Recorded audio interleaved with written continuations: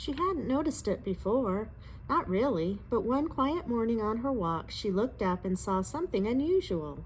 Every pine tree around her was crowned with clusters of pine cones gathered at the very top, like tiny lanterns lifted toward the sky. It made her pause. Later on, she learned that pine trees do this during a drought. When the ground is dry and the air is harsh, they produce an abundance of cones high in their branches. It's their way of protecting the next generation, a survival instinct, a shield, a response to stress. And suddenly, she understood.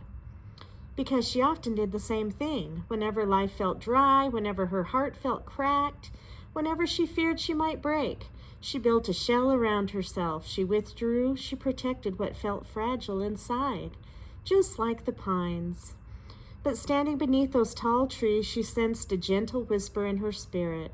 You don't have to protect yourself alone. God wasn't asking her to stop feeling.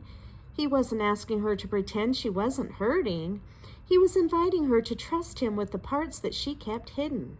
The Lord is my strength and my shield. My heart trusts in him and he helps me. Psalm 28:7. The pine trees weren't wrong to protect themselves, but she realized something they didn't have. A God who guards hearts better than any shell ever could.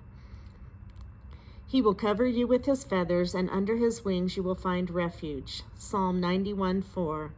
She breathed deeply, letting the scent of pine and earth settle in her soul. But she didn't need to build so many walls. Maybe she didn't need to brace for every drought. Maybe she could let God be her shelter. And maybe, just maybe, she could grow again.